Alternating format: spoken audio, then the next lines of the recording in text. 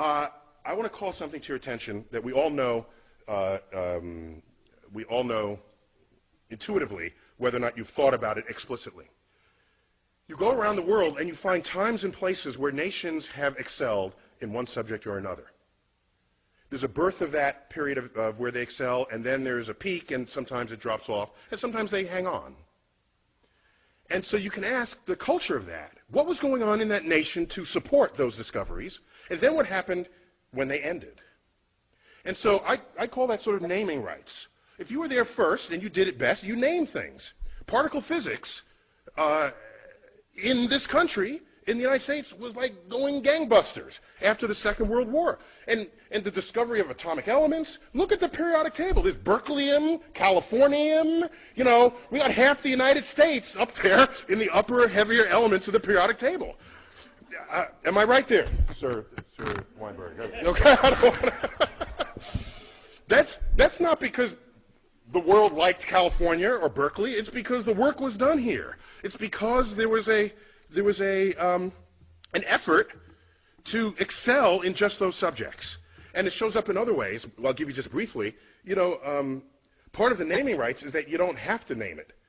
So, for example, while we didn't invent the internet, we certainly exploited it here in America. We did that sort of first and best. And so your email address does not end in .us. Everybody else is in the world, they got to say what country they came from. We don't.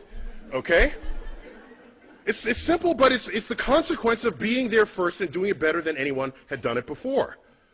Do you know that the British postage stamp is the only postage stamp in the world that does not identify the country of origin? Because they invented postage stamps.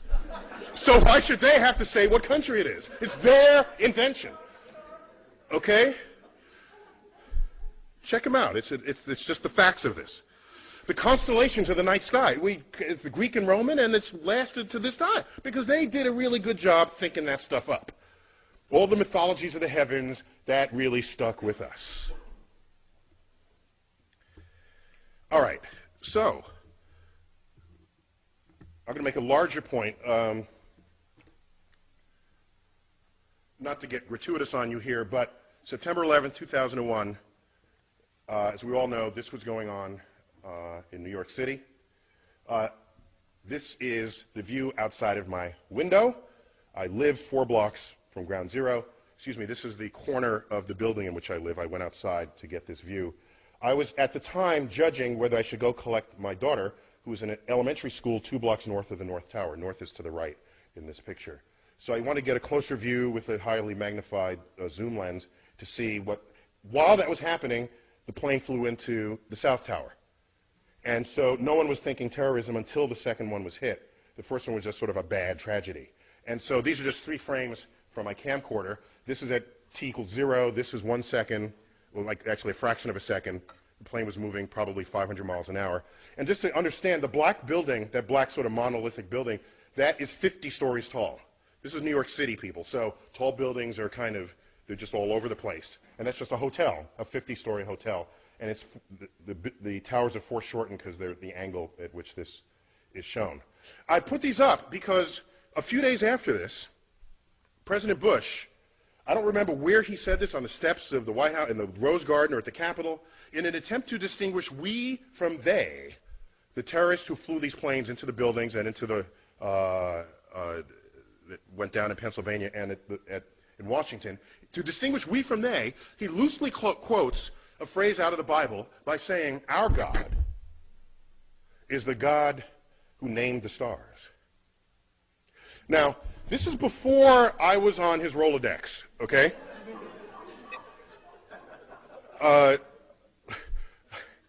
Because I could have helped him out there.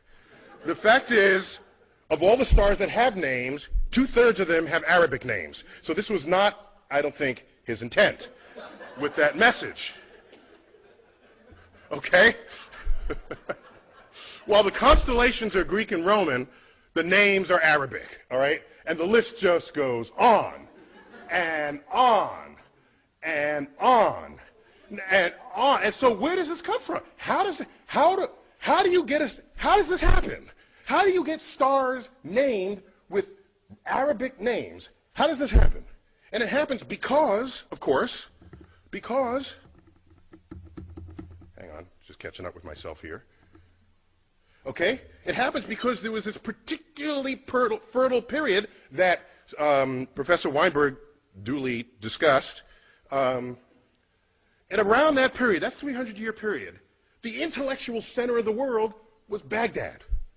Baghdad. It was completely open to all visitors, all travelers, Jews, Christians, doubters, which today we might call atheists. They were all there exchanging ideas. All of them. All of them. And it was that period where you had the advances in, like, engineering and biology and medicine and mathematics. All right? Our numerals are called what? Arabic numerals. Now, you ever stop and think about that?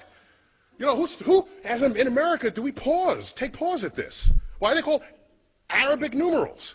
Okay, they fully exploit the discovery of the zero, create a whole field called algebra, itself an Arabic word. Algorithm is an Arabic word. All this is going on, and it's all traceable, not to some long 1,000-year tradition in Islam. It's traceable to this 300-year period.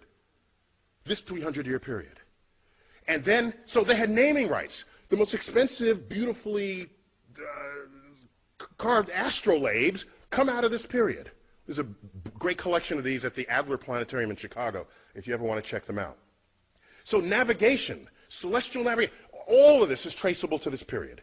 And so something happened. And what happened, as was previously described, I was told, and forgive me for repeating from what you might have heard, 12th century kicks in, and then you get the influence of this scholar, Al-Ghazali.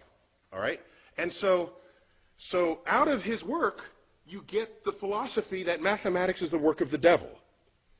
And nothing good can come of that philosophy.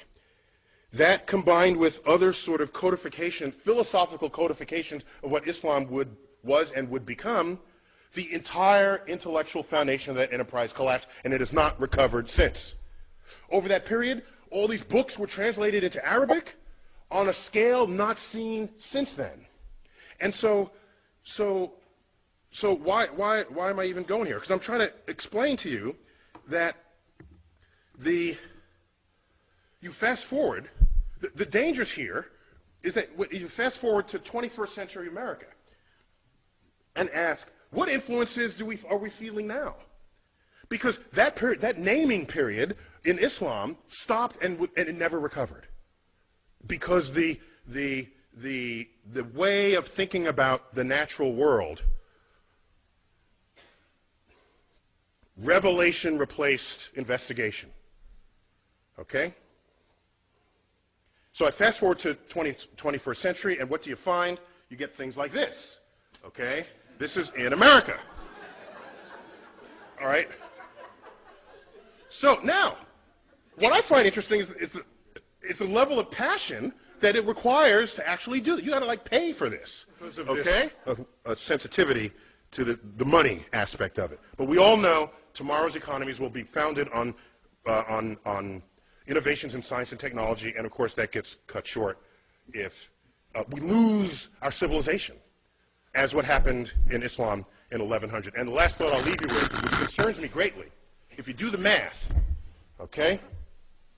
You know, just look. You look at all the Nobel Prize winners there ever were, some even in this room, and ask how many were Muslim.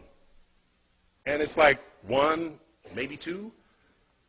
Okay, I think a second one was in economics. And the one we referred to was described earlier, the co-winner of the Nobel Prize with Professor Weinberg, Abdus Salam. And he's not Middle Eastern Muslim, he's Pakistani Muslim. Okay?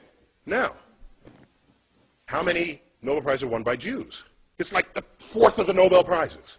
Okay? Some high fraction of the total. And then you look, how many Muslims are there in the world? It's like 1 billion Muslims. How many Jews? 15 million tops. Okay?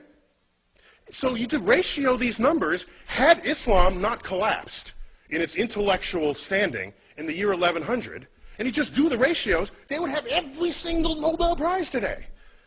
So the fact that it's not only just a few, it's near zero, is deeply worrying. I'm concerned about what lost, what brilliance may have expressed itself and did not in that community over the past 1,000 years.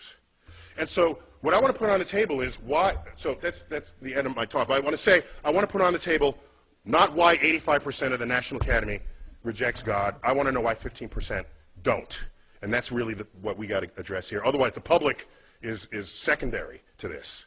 Thank you for your attention.